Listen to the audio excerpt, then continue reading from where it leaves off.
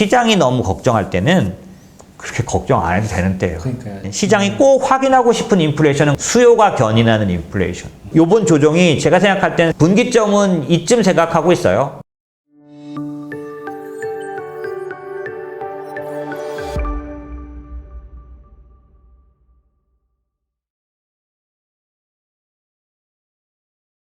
그러니까 지금 시장의 조정이 갑자기 영문을 알 수 없는 원인에 의한 조정은 아니다라는 거고, 이번 조정이 팔아야 되는 조정이라고 볼 이유는 전혀 없는 거죠. 그래서 저는 뭐 여지 자체가 없어요. 그냥 시장이 일정 밴드를 바꿔서 올라가는 데는 수없이 많이 바라본 시장에서 똑같은 점은 뭐냐면, 빠져도 이 지수가 바닥이 되려면 쭉 올라갔다 내려와서 옆으로 가면서 조정하는 그런 기간을 일정 기간을 가져야 이제 탄탄하게 바닥을 다지고 또 올라가요. 그러니까 무조건 쫙 뽑은 다음에 거기서 잠깐 멈칫하고 더 쫙 올라가진 않는 거죠. 그러니까 이런 식의 중간 조정은 반드시 있는데, 사이클적으로 보면 그 조정의 원인은, 두려움의 원인은 금리예요, 항상. 봄에서 여름으로 갈 때는 피할 수가 없는 거죠. 왜냐하면은 위기에 의해서 최대 하락을 찍었는데, 이때는 당연히 위험에 대한 반응은 채권은 금리가 내려가는 거예요. 가격이 올라가는 거죠. 채권의 인기가 높아지는 거죠. 그런데 이제 이거를 방어하기 위해서 부양책을 써가지고, 만약에 경제가 살아났다면 이때는 반작용이 일어날 거잖아요. 반작용은 두 가지에서 일어나요. 하나는 넣었던 유동성을 흡수해버리기 때문에 금리가 올라가 버릴 수 있고요. 왜냐하면 이때 넣었던 통화 정책의 반대작용은 뭐냐면, 이걸 걷어가는 거니까 당연히 이 돈이 들어갔던 거에서 돈을 가져가면은 금리는 올라가 버리게 되거든요. 그래서 유동성 흡수를 하게 되면, 이걸 저희는 긴축이라고 하는데, 테이퍼링이 긴축이라는 뜻이죠. 그래서 그런 쪽이 되면 당연히 그렇고, 두 번째, 경기가 좋아지기 때문에 좋아질 때의 반대 상황도 돈값이 올라가는 거죠.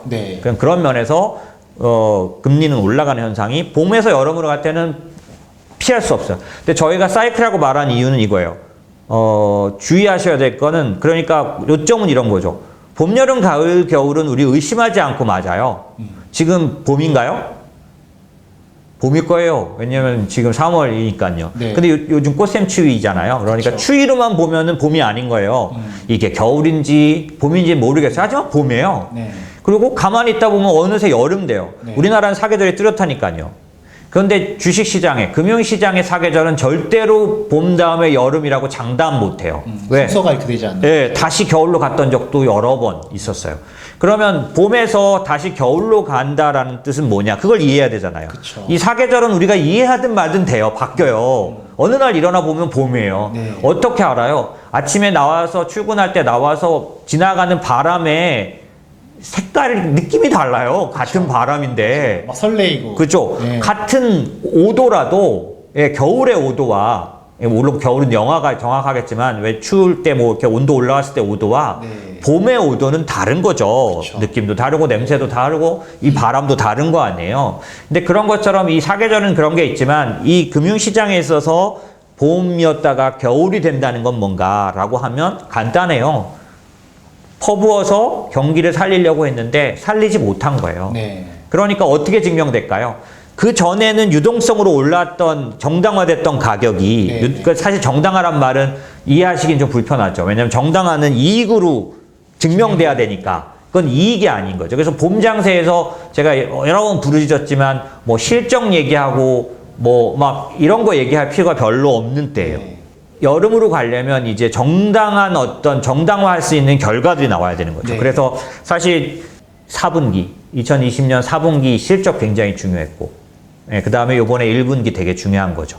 그래서 이 실적을 볼 때 여러분이 기저효과라는 게 있는 거죠. 그게 뭐냐면, 숫자만 보고 놀라시면 안 된다는 거예요. 기저효과는 뭐냐면, 전분기 대비 기저효과가 있고 전년 분기 대비 기저효과가 있는데, 예를 들어서 코로나 때문에 작년도 1분기 1, 2, 3월 대비 2분기는 무조건 높은 걸로밖에 다 나올 수가 없는 거죠. 1분기, 예를 들면 3월에 최저까지 떨어졌으니까 뭐든지 간에, 그리고 4월 달에 가장 극심하게 반영됐을 테니까 네. 최소한 3분기부터는 서프라이즈, 네. 2분기에 비해서는 대단한 숫자가 나올 수밖에 없는데 그 숫자를 바로 믿을 수는 없는 거예요. 왜냐하면 그렇죠. 바로 직전이 너무 형편없었기 때문에. 기준치 자체가 너무 낮았었으니까. 그렇죠, 그렇죠. 그래서 비교 대상이 있는 거에 의한 효과 있잖아요. 그죠? 네. 그래서 우리가 숫자만 보고 놀래선 안 되고, 네. 예를 들면 지금 미국 같은 경우에는 전년 그 기간 그 대비로 보기 때문에 막 10% 막 GDP 10% 막 이런 얘기 하거든요.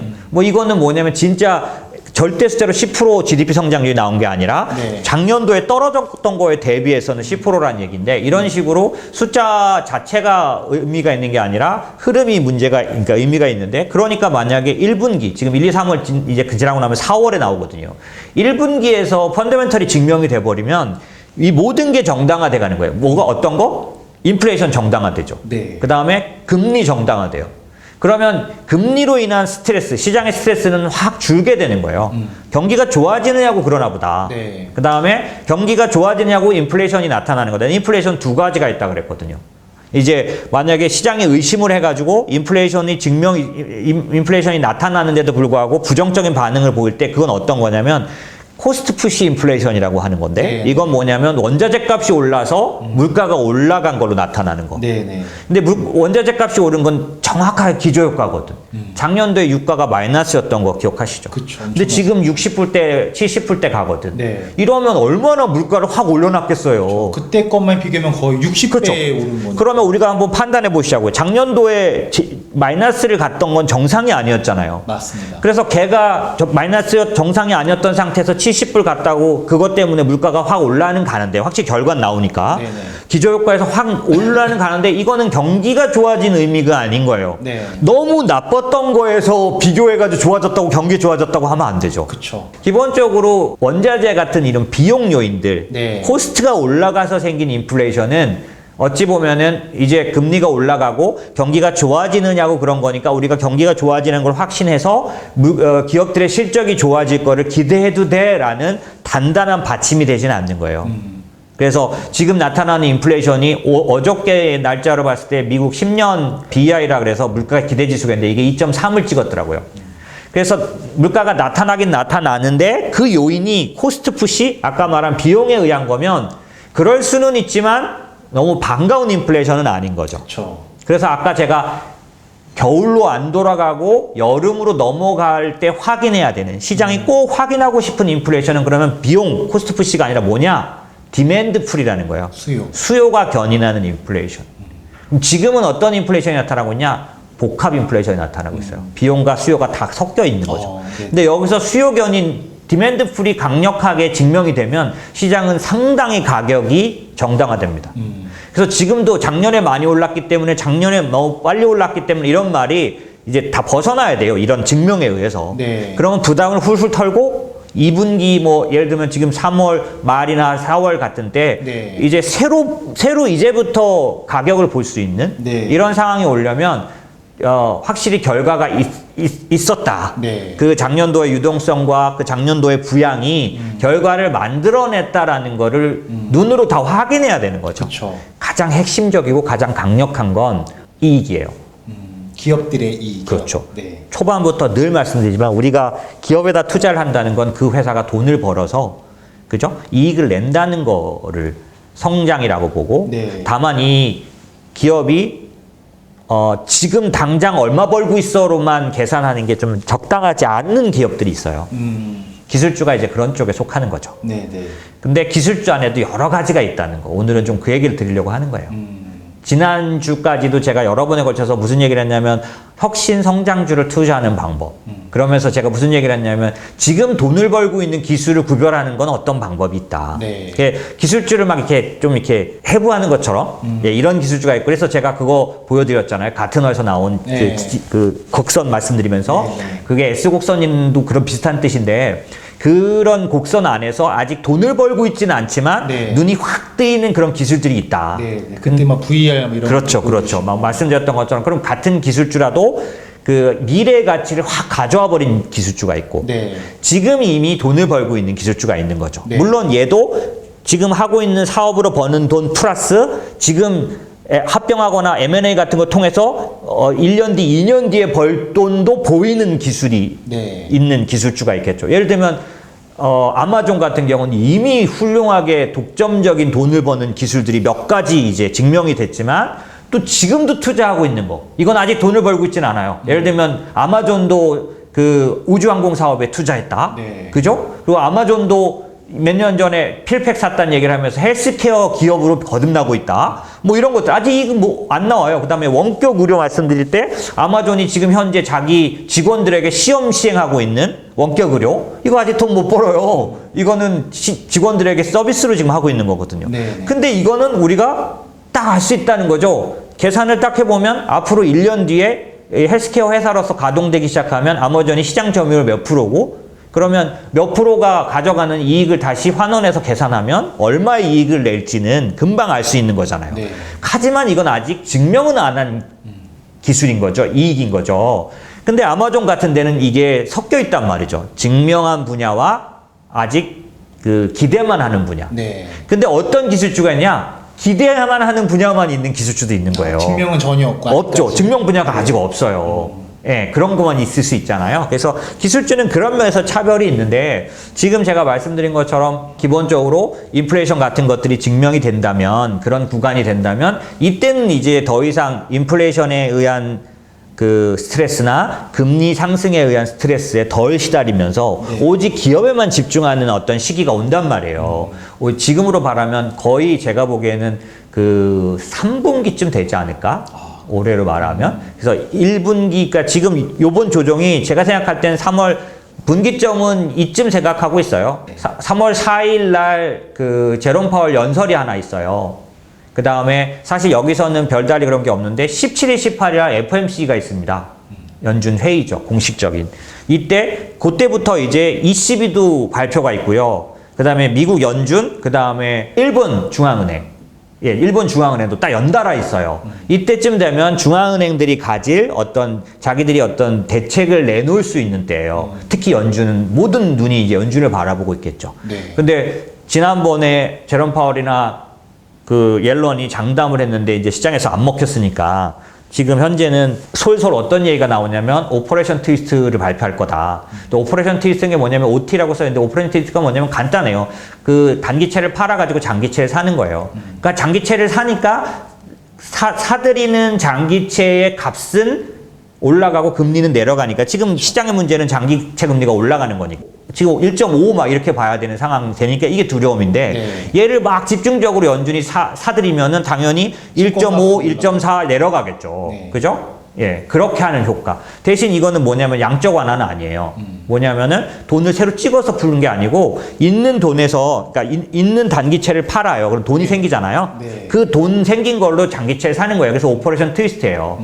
그러니까 요렇게만 해도 장기채 금리는 누를 수 있잖아요. 네. 그런가 하면 돈을 또 투입할 돈도 지금 연준은 충분히 갖고 있다는 거예요. 왜냐하면 사실 작년도에 제가 많이 사례를 들잖아요. 하이힐드 채권을 사주겠다고만 말만 딱 했는데 하이힐드 채권의 문제가 확 평정돼 버렸어요. 네, 안정화돼 버렸어요. 해결이 돼 버렸잖아요. 네. 그러니까 연준은 그냥 땡큐 그냥 세이브했단 말이에요. 안 써도 효과가 나왔으니까. 실제 총알을 쓰지도 않고. 네, 그래서 계속 보도에 나왔었어요. 저희도 연준 그걸 다 체크하고 있는데 돈 안 나갔어요. 그쪽에는 얼마. 정크 사준다고 했잖아요. 근데 네. 별로 안 사고 효과가 확 나타났어요. 왜냐면 시장에서 그냥 연준 딱 그러니까 그래 믿어. 그냥 이렇게 돼버린 거예요. 연준은 계속 어떤 걸 기대하냐면 당연히 돈 안 쓰고도 효과를 낼 수 있는데 왜 돈을 써요?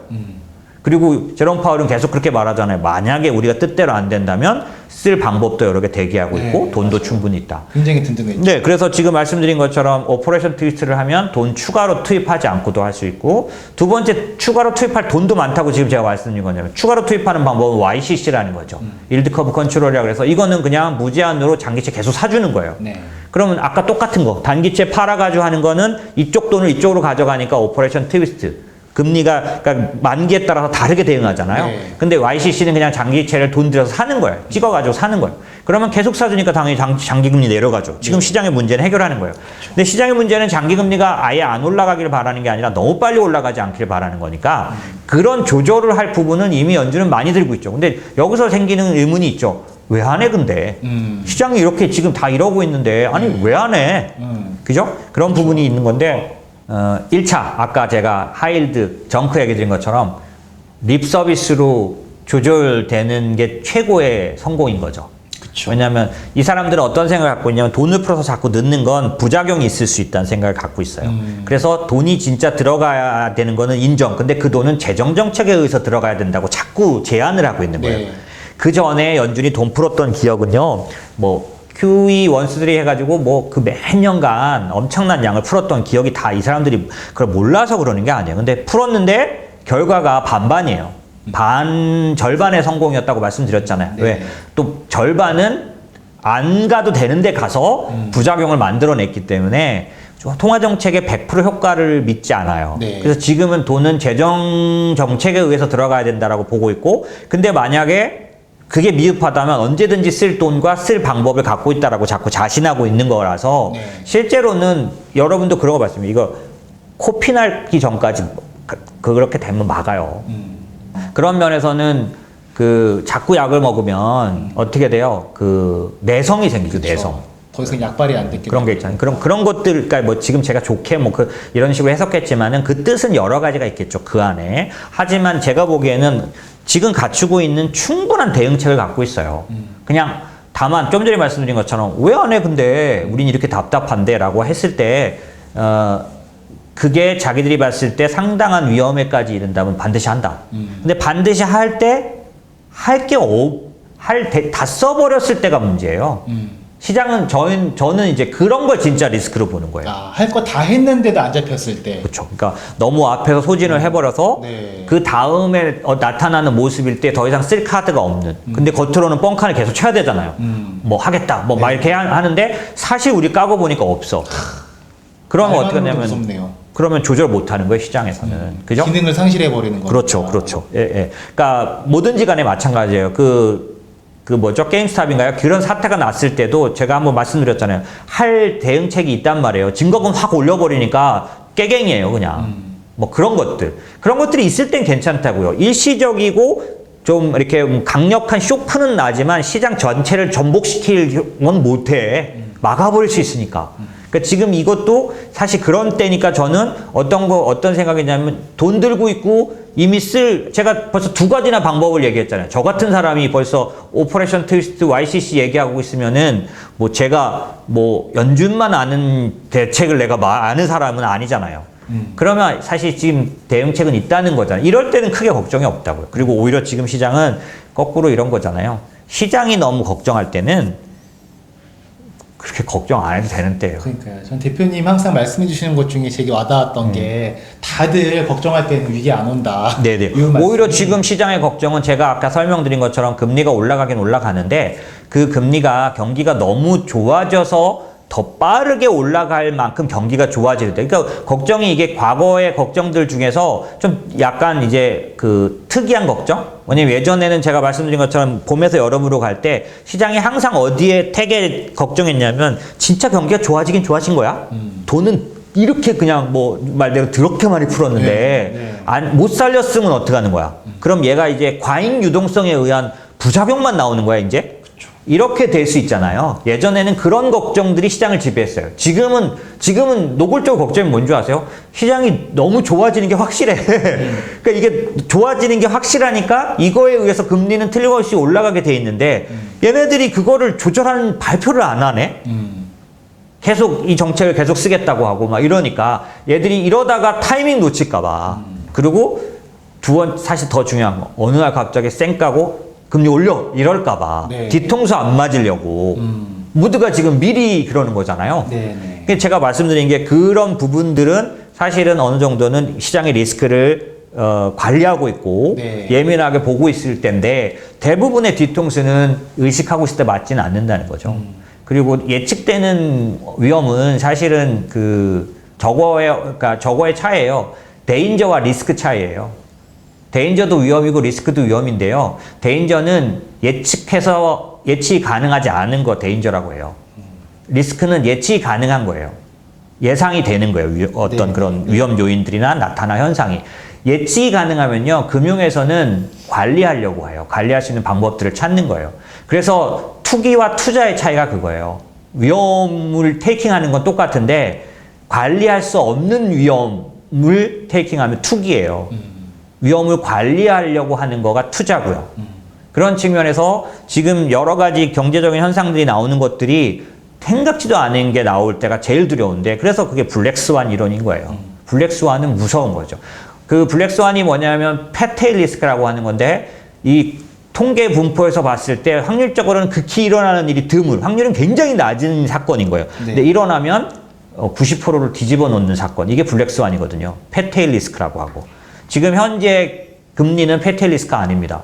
예측이 가능하고 대응이 가능한 수준에 아직 있는 거죠. 네. 다만 시장이 그걸 내놓으라고 그러니까 대책을 빨리 내놓으라고 재촉을 하고 있는 듯한 부분도 있고요. 그래서 빠르면 이번 17일, 18일에 어느 정도 오퍼레이션 트위스트 정도 내지는 YC 정도도 나올 수도 있고요. 물론 지금 전체적인 전문가들 의견은 안 내놓을 수 있다.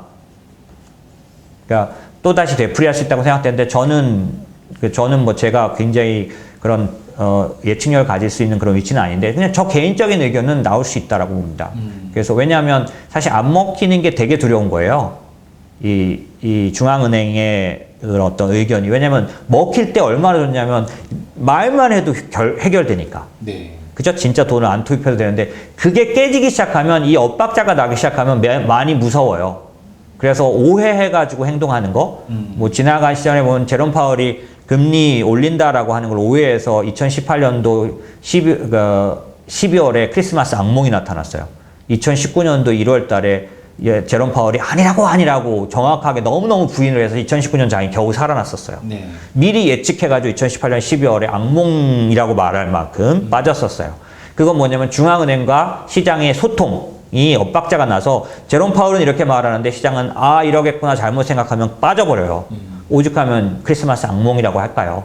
그러니까 그런 것처럼 지금 제롬 파월의 커뮤니케이션, 그 다음에 옐런의 커뮤니케이션이 안 먹히고 있잖아요. 근데 이거는 그들도 중대하게 생각하는 문제일 거라고 저는 생각해요. 예. 그래서 아마도 이제 반응이 있는 상태로 만들려고는 할 테니, 그 방안은 가장 제가 볼 때는 최소의 노력을 들일 수 있는 건 장기채를 사서 조절해 주겠다. 네. 그래서 두려워할 만큼의 빠른 속도가 안 나타나도록 하겠다라는 말을 하지 않을까라는 것들을 보고 있는 거. 만약 그렇게 되면은 17일, 18일 FOMC 발표 이후에 장은 상당히 빠른 안정세를 가져가게 될 거고요. 네. 지금 시장에서 전문가들이 예상하는 것처럼 그런 코멘트, 구체적인 코멘트 없이 지난번 코멘트를 되풀이하는, 아직 경기가 좋아지려면 멀었고 고용 아직 안 좋아졌고 그렇기 때문에 인플레이션도 단기적이다. 아까 제가 말씀드린, 아까 기저효과만 말씀드렸지만 기저효과로 나타나는 것일 뿐 추세적인 인플레이션은 아니라고 본다. 이건 이제 되풀이하는 거죠. 제롬 파월이 나와서. 그러면 시장이 어떻게 하겠어요? 또 그래? 그러면 아직도 믿을 수가 없지. 아직도 걱정이지 라고 해서 3월달 이 17일, 18일 이후에 마지막 주까지 조정을 할 가능성은 있습니다. 하지만 이제 이게 길어질까 짧아질까 얼마까지 빠질까, 저는 그런 걸 맞힐 수 있는 사람은 아니지만 이 조정이 되돌아가는 조정은 아닐 거라는 거죠. 네. 그럼 그거를 어떻게 믿을 수 있느냐, 또 어떻게 확신하느냐, 이게 중요한 거잖아요. 제가 아무리 여러분에게 뭐라 그럴까요? 내가 틀리면 다 물어줄게요. 각서? 네, 이런 것도 아니잖아요. 그러니까 뭐가 의미가 있겠어요? 제가 볼 때는 제가 전달한 내용이 여러분의 마음 가운데 확신으로 다가오고 그 반응의 정도는 여러분들처럼, 지금 선생님들처럼 열심히 공부하는 분들에게는 많은 영향을 줄 거고요. 왜냐하면 저라는 사람이 나오는 게 사람의 문제가 아니라 그 내용이 자기에게 착 달라붙을 때가 있잖아요. 그쵸. 그게 지식과 같이 가기도 하잖아요, 그게. 그 분야를 잘 알면, 예를 들어서 제가 가끔씩 기술주 얘기를 하다 보면 엔지니어들이 볼 때 비웃을 수도 있는 얘기가 있을 수 있는데, 만약에 거꾸로 엔지니어들이라면, 예전에 저 어떤 분들이 그런 얘기를 많이 해주셨어요. 사실 우리들끼리는 아는 얘기지만 그런 얘기를 하는 걸 보고 놀랐다, 이런 분들도 계셨는데, 제가 그걸 다 알아서는 아니지만 기술주 투자를 하다 보니까 그런 얘기들을 했을 때 엔지니어 분이면 이런 느낌이 있으니까 상상해 보세요. 자기가 그 분야를 오랫동안 해왔어요. 근데 저 사람이 말하는 게 맞아요. 그러면 그 확신이나 신뢰에 그게 쭉 올라갈 거 아니에요. 그쵸. 저 사람이 말한 대로 그럴 수 있지. 그럼 저런 상태가 되면은 그렇지, 맞아. 이 안정도가 나올 수 있지. 이렇게 되면은 자기의 확신도 따라가는, 그러니까 자기의 동의가 네. 정서적인 동의가 아닌 거예요. 정서적인 동의 이런 거죠. 저분이 뭐 거짓말은 안 하잖아. 틀린 말 하시겠어. 틀린 적은 잘 없잖아. 뭐 이런 거 아닌가요? 틀렸나요? 근데 어쨌든 간에 그런 게 정서적 동의. 네. 그게 아니라 정서적 동의 반드시 필요한데 그거와 함께 뭐냐면 내용을 이해해.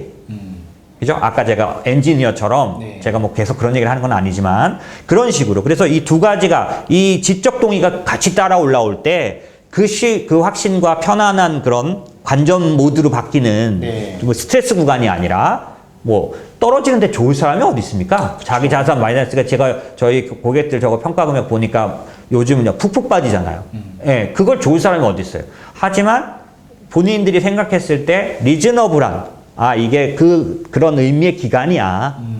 이 기간이 끝나고 나면 그 다음에 일어날 일은 어느 정도 내가 뭐 거의 예상이 돼. 그 예상되는 정도에 따라서 마음이 편하잖아요. 네. 그러느냐고 제가 지금 지적인 부분들도 자꾸 얘기를 하는 거예요. 아까 인플레이션도 이런 게 있고 앞으로 우리가 확인해야 될 인플레이션이면 디맨드 풀이어야 한다. 디맨드 풀이 확실하게만 하면 겨울로 안 돌아간다. 지금 인플레이션이 나타나도 인플레이션이 안 나타나면 굉장히 의심 구간이고요. 근데 지금 나타나고 있거든요. 네. 그 BI가 2.0, 2.3을 만들어내는 건 쉬운 경제정책으로서 아주 고난이도 정책. 왜냐면 일본은 수십 년간 만들려고 했는데 못 만들었어요. 그렇죠. 인플레이션이 무조건 나쁜 건 아니니까. 그렇죠. 나타나야만 해요. 그래서 뭐 앞으로도 여러분 많이 들을 말이 있습니다. 애니멀 스피릿. 이게 인플레이션에서 제일 많이 등장하는 단어예요. 이게 뭐냐면 누가 정당하게 지식적으로 설명해서 인플레이션 기대 심리가 나오지 않는다는 거예요. 말 그대로 애니멀 스피릿처럼 그냥 막 본성적이고 그냥 뭐라고 말을 할 수 없는데 모든 사람에게 생겨나 버리면 그게 인플레이션이 된다. 인플레이션은 기대 소비 심리, 그러니까 미래에 대한 어떤 심리다. 이런 얘기는 케인즈 때부터 나온 케인즈의 말이거든요. 애니멀 스피릿이. 하여튼 뭐 그런 것들이 형성되는 걸 경제정책이 만들어내는 걸 그렇게 어려워했었어요. 왜냐하면 아무리 하려고 해도 잘 안 되더라는 거죠. 근데 지금 어느 정도 나타나고 있거든요. 그러면 이 단계에서 다음 단계 시장은 뭘 갖고 갈등할 거냐? 이게 코스트 푸시야, 디맨드 풀이야. 지금처럼 복합해서 디맨드 풀이 주요한 인플레이션 원인이라고 믿어지기만 한다면 시장은 확 밀어 올릴 수 있는 거예요.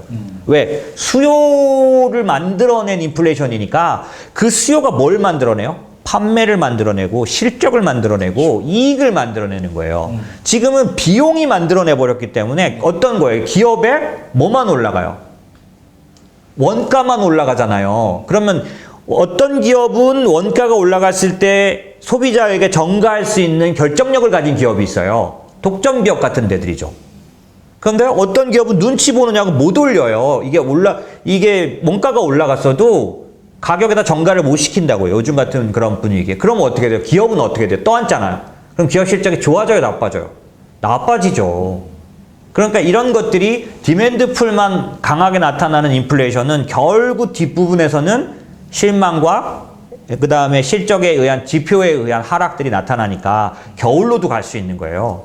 근데 지금은 디맨드 풀과 코스트 푸시가 다 있다 그랬죠? 네. 그러면 이 구간에서 다음번 구간은 틀림없이 디맨드 풀이 얼만큼 강한지 전체 인플레이션 중에서 대부분이 수요 견인 인플레이션이다라고 하면 아마 시장은 이제 여름으로 넘어가는 데 있어서 상당 부분 힘을 얻고 단계가 넘어갈 거라는 거죠. 지금은 그 초입 단계에서는 금리 논쟁부터 한다.